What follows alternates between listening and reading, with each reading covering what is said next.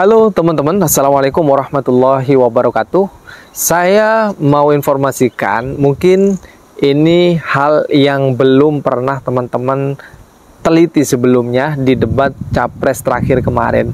Apakah kalian teman-teman sama dengan saya bahwa melihat Bapak Prabowo itu sedang menahan sakit atau mungkin kelelahan, teman-teman? Bisa kita lihat dari ekspresi wajahnya. Ini penting saya angkat di video kali ini karena kita kasihan kepada Bapak Prabowo ya, dengan umurnya seperti itu, dengan padatnya kegiatan kampanye dan kegiatan-kegiatan wajib KPU lainnya, sehingga melihat di debat capres terakhir kemarin, untung ini debat capres ya, mau mendekati pemilihan atau pencoblosan, teman-teman. Untungnya di situ Bapak Prabowo kelihatan letih dan lelah sekali, teman-teman ya. Saya hampir berpikir kenapa tidak disediakan kursi ketika debat berlangsung, karena berdiri sekian menit itu sangat kasihan sekali. Teman-teman mungkin tidak memperhatikan itu. Saya pribadi memperhatikan, teman-teman ya, karena kasihan sekali lagi melihat Bapak Prabowo dibanding dengan kontestan lainnya. Bapak Anies umurnya masih fresh, masih fit mungkin ya untuk kegiatan-kegiatan sepadat itu. Ganjar juga seperti itu, masih fit, teman-teman. Tapi kalau Bapak Prabowo saya lihat, kenapa saya katakan seperti itu? Satu, Bapak Prabowo ini tidak menggunakan waktu semaksimal mungkin. Banyak waktu yang terbuang. Artinya Bapak Prabowo itu keburu selesai, teman-teman. Kalian mungkin tidak sadar itu.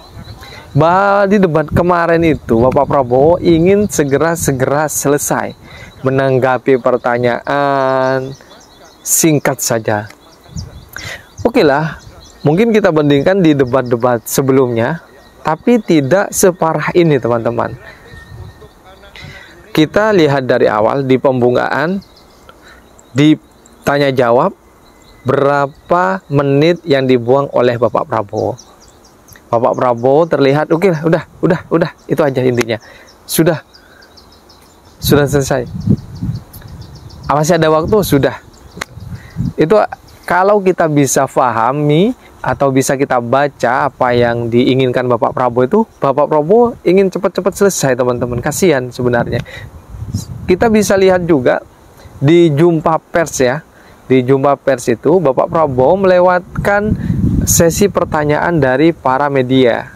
Beliau itu ingin segera selesaikan acara itu.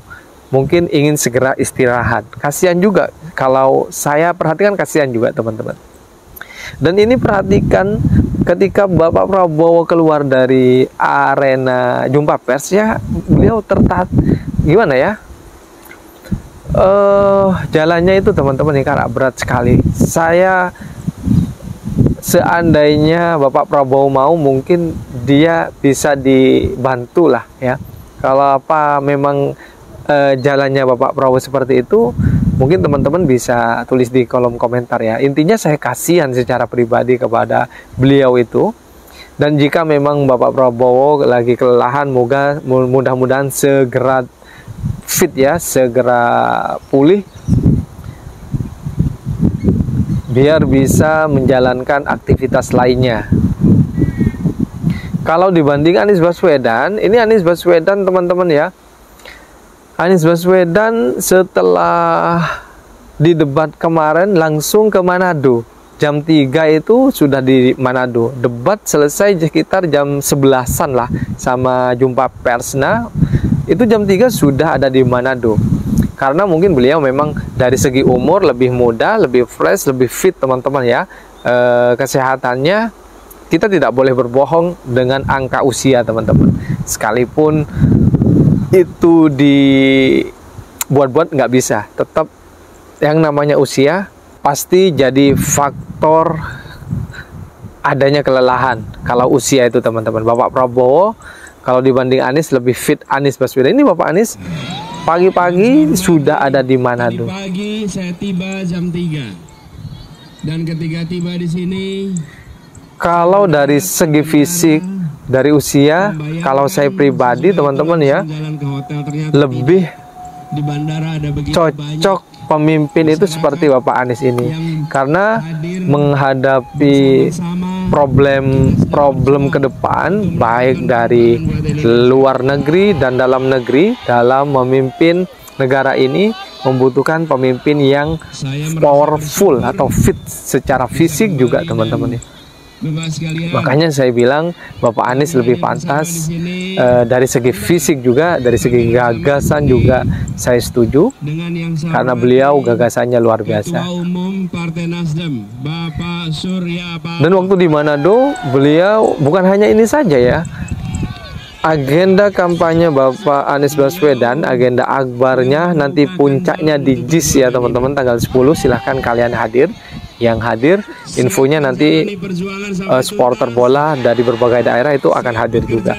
Nah, dari jadwal-jadwal ini beliau, kalau saya pribadi sih ngaturnya gimana ya, akan pusing juga kalau saya, meskipun seumuran kayak saya, mungkin fisiknya juga enggak seperti Bapak Anies. Bapak Anies ini luar biasa, mungkin karena kemauannya ingin perubahan ya, yang karena adanya kemauan tersebut yang kuat, dukungan dari masyarakat juga tumbuh secara otomatis teman-teman.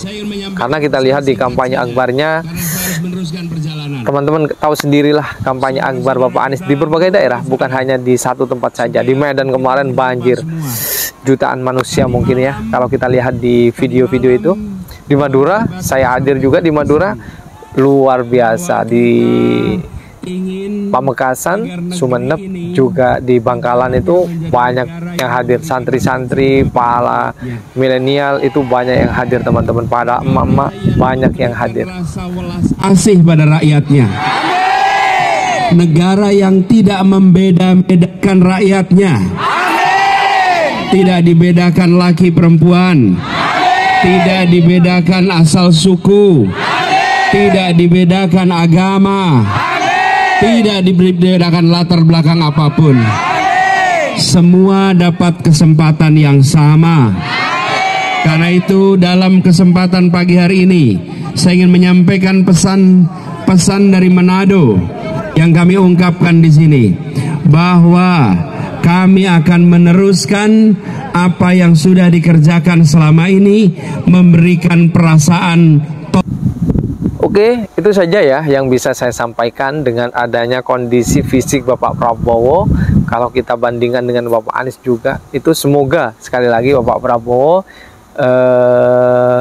tidak memberikan kegiatan-kegiatan yang bersifat fisik ya kepada beliau, itu dikurangi. Ini saran saja dari rakyat jelata kayak saya, rakyat biasa kayak saya ini teman-teman. Oke, itu saja yang bisa saya sampaikan dan sampai jumpa di video berikutnya. Assalamualaikum warahmatullahi wabarakatuh.